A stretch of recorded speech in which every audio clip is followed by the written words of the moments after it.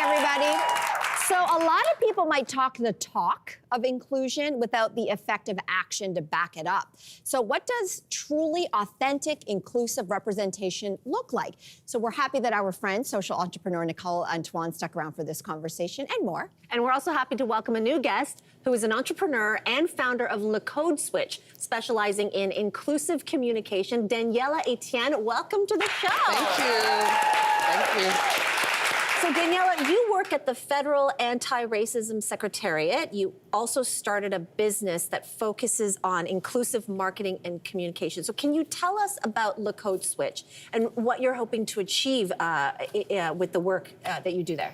Sure. I mean, when I think about the why I started this, as a Black woman with Haitian parents who immigrated to Montreal in the 70s, my why is multi-layered, but essentially I want things to change. Like, I think it's high time that things change. And most importantly, I mean, I see a lot of decision makers deciding how I, as a Black woman, am seen in marketing, how I'm perceived, how I'm judged by society. So with the Code Switch, I saw an opportunity to really work with clients to show them how to bridge that gap, how to center the voices and lived experiences of racialized people throughout Canada. And language is in the middle of your work, a lot of it. And as marketers, what are some of the ways that language should be used to reflect the realities that you speak of Black communities more authentically here in Canada? I always say, you know, language can shape how we see various communities. So it's really, really important that we get it right. And when we speak about Black communities specifically, there isn't a singular experience. So there are various voices, there are various ways of representing us in the way that we look, through imaging, through language. So it's important to recognize as well that in order to be authentic, we have to engage Black communities throughout the process, ongoing, in an authentic way for that to be meaningful.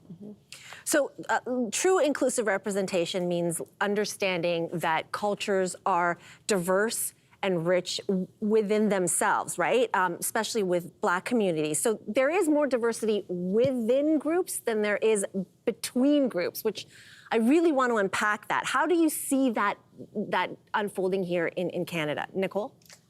That's an interesting question because for a long time, I've been curating spaces for Black communities without really taking into account what do we really look like? What are our shared and unshared experiences? And this idea of Blackness being monolithic, you know, this idea of intersectionality makes for a very complicated, I'm trying to find the right word, but very complicated task for not only myself, but other organizations to really see us and hear us. Like, what are you actually seeing? What are you actually hearing? Because our stories are diverse, you know? Our stories is not just one.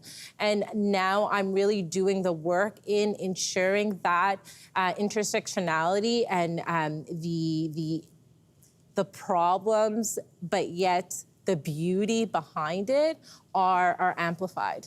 Absolutely. So listen, inclusion and visibility, this is a lot more than just like, you know, casting somebody in like a commercial or an ad. I mean, that is, you know, quite frankly, performative, perhaps tokenism. So Daniella, what does it take to actually make that leap into perhaps the boardroom, or what I like to call those high stakes positions where change really happens and then authentic inclusivity happens? Right. I like that question a lot. So I always say nothing about us without us for us. That's what's authentic. Like, that sentence in itself means that if you want to authentically have Indigenous peoples, Black people, racialized people to be part of your marketing campaign, your materials, you have to center their voices and lived experiences at the start of it all, engage through the process. And 9 times out of 10, I've found that if there is no diversity in a team, chances are that the content is going to be problematic because there aren't voices represented at the table. So that's what I do through my company, is really finding a way to bridge that gap and form those relationships for the clients that want to have inclusive marketing. And Nicole, you differentiate between work being intentional and integrated into your life. What do you mean by that?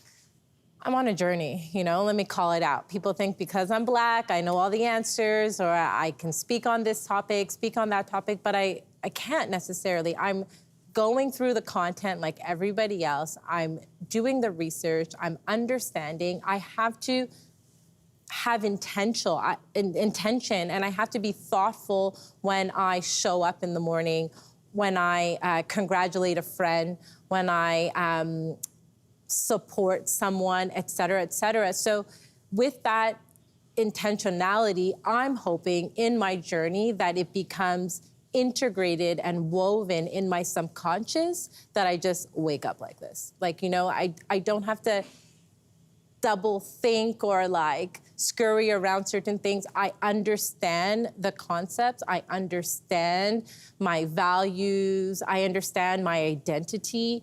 That's the long journey that I'm on, and we're all on this journey, right? And it's not something that's going to happen overnight, and there needs to be some empathy with that journey that we're on, you know what I mean? And to understand that our identity is complex. Mm-hmm.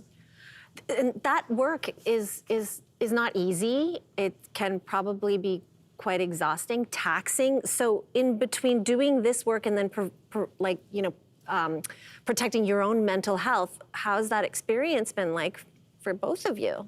It's kind of hard to separate the work and my identity. Yeah. You know what I mean? Like, I show up to things or present at things or give a POV of things, and I'm confronted with who I am, whether I'm comfortable in my skin. I know I'm going to be confronted with how I'm being perceived, and I can't necessarily turn that off. And I think, Daniella, you speak so passionately about this idea of not having to, or the extra work that we need to do as Black women. I don't want to take your words from you, but could you kind of like... Yeah, absolutely. I don't know that it's extra work per se, but like you said, rightfully so, I can't separate the fact that I'm a Black woman from the experiences that I have. So whether that's showing up in a space, whether that's how people perceive me in a space, the systemic inequities that are built in for me as a Black woman follow me through every area of my life, unfortunately. So how do I balance the mental health aspect? I guess, maybe hopefully finding safe spaces with people that I can maybe unpack some of this stuff when it gets really heavy. I know Nicole's been great at that. We've been having great conversations about stuff, and just finding someone that you can unpack some of this with, because it's heavy. You're right. This is a beautiful conversation. Thank you both for sharing. Thank you so much. Hey there, wasn't that great? Do you know where you can find some equally good content? Our YouTube page. It's filled with discussions, debates, and some laughs. Head there now, like and subscribe.